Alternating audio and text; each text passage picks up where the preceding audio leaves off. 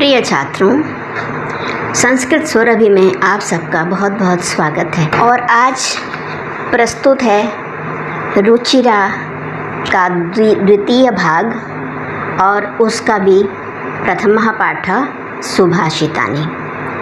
तो चलिए पढ़ते हैं।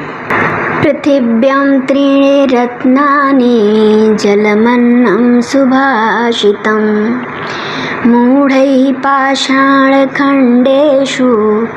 रत्नसंज्ञा विधीयते। चलिए इसका पहले अन्वय देखते हैं। पृथिव्यां जलम अन्नम सुभाषितम इत्येतानि त्रीणि रत्नानि मूढैः पाषाणखण्डेषु रत्न संज्ञा विधीयते। अर्थात पृथिव्यां पृथ्वी पर, इस पृथ्वी पर जलम जल, अन्नम अन्न और सुभाषित मतलब सुंदर सुंदर वचन। सु का अर्थ है सुंदर ढंग से और भाषित माने जो कहा गया है, अर्थात बहुत सुंदर ढंग से जो बातें कही गई हैं या वे सुंदर सुंदर बातें जो कही गई हैं, है ना।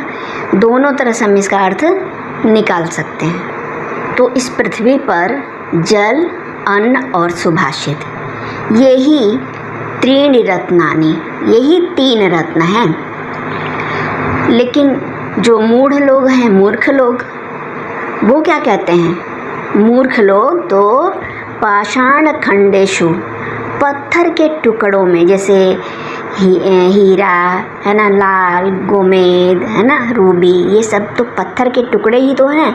लेकिन मूर्ख लोग, मूर्ख लोगों के द्वारा पाषाण खंडेषु, इन पत्थर के टुकड़ों में रत्न संज्ञा विधीयते, रत्न संज्ञा का विधान किया जाता है।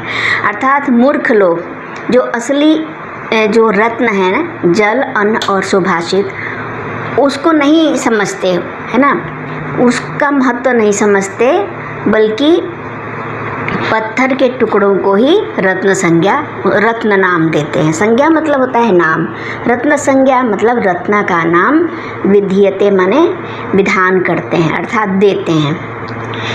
तो फिर से बोल देती हूँ एक बार कि इस पृथ्वी पर जल, अन्न और सुभाषित, यही तीन रत्न हैं। परंतु मूर्खों के द्वारा पाषाण खंडेषु, पत्थर के टुकड़ों में रत्न संज्ञा का विधान किया जाता है, अर्थात पत्थर के टुकड़ों को ही रत्न कहा जाता है।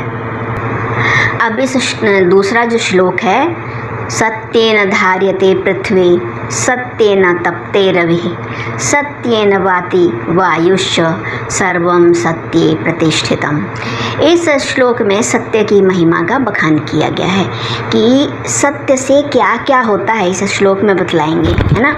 सत्य कितनी बड़ी चीज़ है, सत्य ईश्वर का स्वरूप है।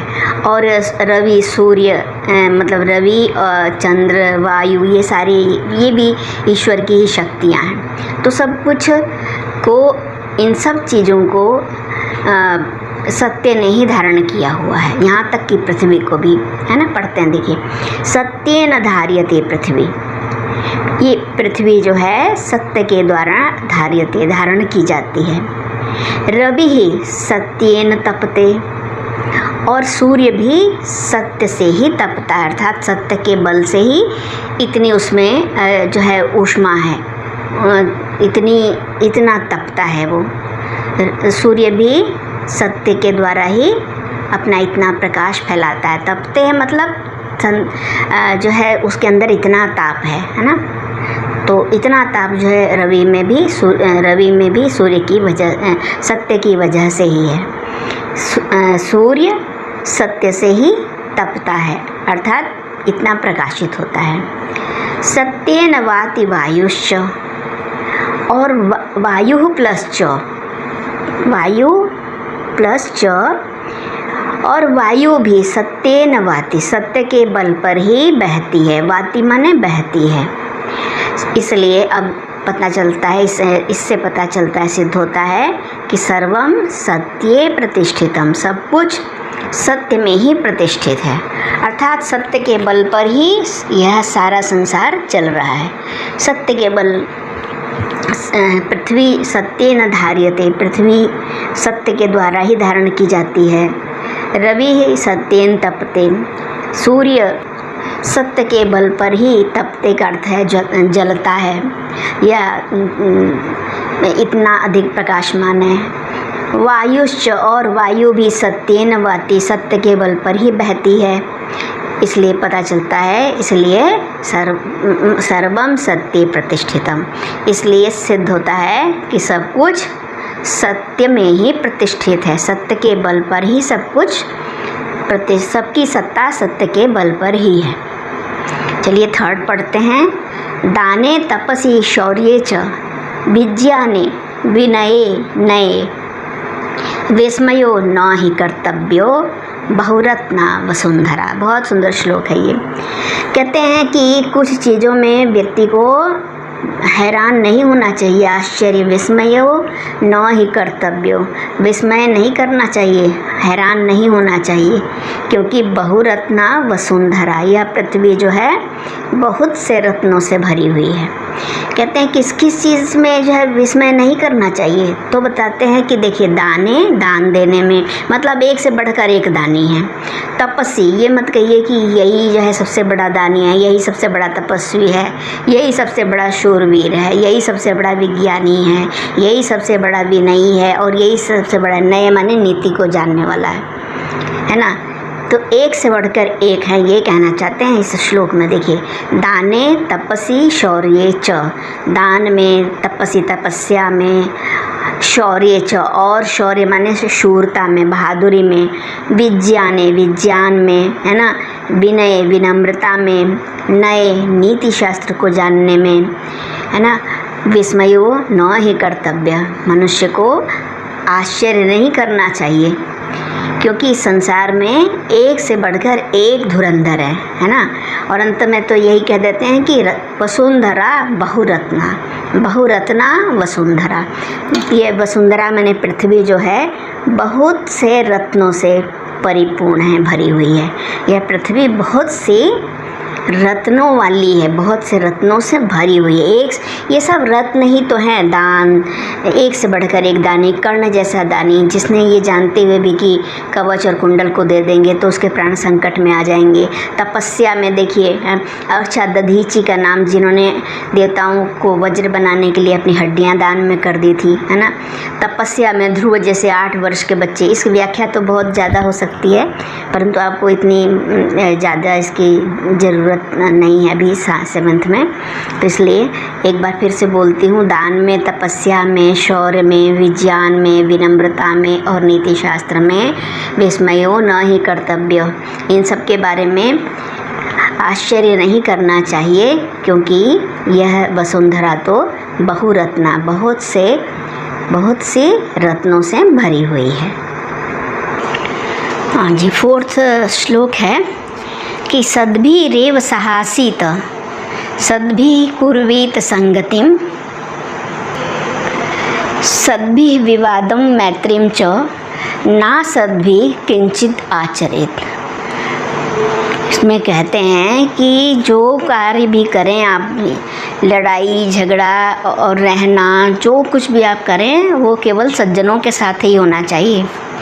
कहते हैं सद्भि रेव, संधि विच्छेद है, सद्भि प्लस एव, सह आसीत, सद्भि एव, सद्भि सह एव आसीत, अर्थात सद्भि माने सज्जनों के, सह माने साथ, एव माने ही, आसीत माने होना चाहिए, मतलब सज्जनों के साथ ही रहना चाहिए। सद्भि कुर्वीत संगतिम, सज्जनों के ही संगतिम कुर्वीत, संगति करनी चाहिए, सज्जनों के साथ ही होना चाहिए, मतलब रहना चाहिए। और सद्भि संगतिम कुर्वीत, और अगर मित्रता भी करनी है, संगति साथ भी करना है किसी का, तो वो भी सज्जन ही होना चाहिए। सद्भि संगतिम कुर्वीत, सज्जनों की ही संगति करनी चाहिए। यहाँ तक कि कहते हैं सद्भि विवादम मैत्रीम च सद्भि, विवादम अगर झगड़ा करना है तो वो भी, और मैत्री मित्रता तो करनी ही करनी है। विवाद और मैत्री मतलब झगड़ा और मित्रता, ये दोनों भी सद्भिः सह, ये भी सज्जनों के साथ ही करना चाहिए। और कहते हैं न असद्भिः किंचित प्लस आचरेत।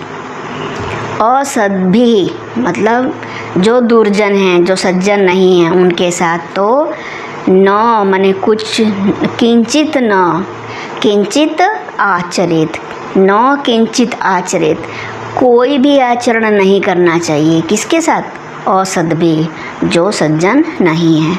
जो सज्जन नहीं है उनके साथ किसी भी प्रकार का आचरण अर्थात किसी भी तरह का व्यवहार, किसी भी तरह का संबंध न, मना कर दिया, बिल्कुल नहीं करना चाहिए। फिर से एक बार देख लीजिए, सद्भिरेव सहासिता, सज्जनों के साथ ही रहना चाहिए। सद्भिः संगतिम कुर्वीत, सज्जनों की ही संगति करनी चाहिए। सद्भिः विवादम मैत्री च, विवाद मतलब मित्रता, विवाद मतलब झगड़ा, और मैत्री मित्रता भी सद्भिः सज्जनों के साथ ही करनी चाहिए।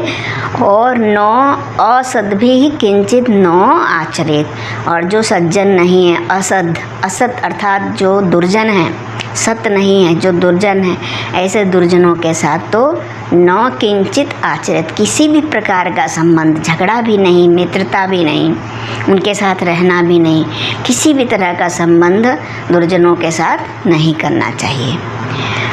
अब नेक्स्ट है धन धान्य प्रयोगेषु विद्यायाः संग्रहेषु च आहारे व्यवहारे च त्यक्तलज्जः सुखी भवेत्। त्यक्तलज्जः सुखी भवेत्, लज्जा त्याग करके, लज्जा का मतलब शर्म नहीं, यहाँ लज्जा का मतलब है संकोच, है ना। संकोच को त्याग करके सुखी हो जाना चाहिए। कैसे सुखी होना चाहिए? कहते हैं धन धान्य के प्रयोग में, मतलब रुपया पैसा संपत्ति जहाँ पे जितना खर्च करना चाहिए या जिससे लेन देन रखना है उससे जो है साफ लेन देन, वहाँ पे संकोच करेंगे तो आपका नुकसान हो जाएगा। तो धन धान्य या रुपया पैसा या संपत्ति के व्यवहार में, प्रयोग का अर्थ है व्यवहार में, और विद्या या संग्रहेषु, और विद्या के संग्रह में। कहते हैं विद्या किसी से भी मिले, है ना, उससे जो है उसका संग्रह कर लेना चाहिए, उससे सीख लेना चाहिए। वहाँ जाति पात छोटा बड़ा यह सब नहीं देखना चाहिए। ये इसका यही मतलब है, विद्या या संग्रहेषु च, और विद्या के ग्रहण में, ज्ञान को कहीं से भी प्राप्त कर लेना चाहिए।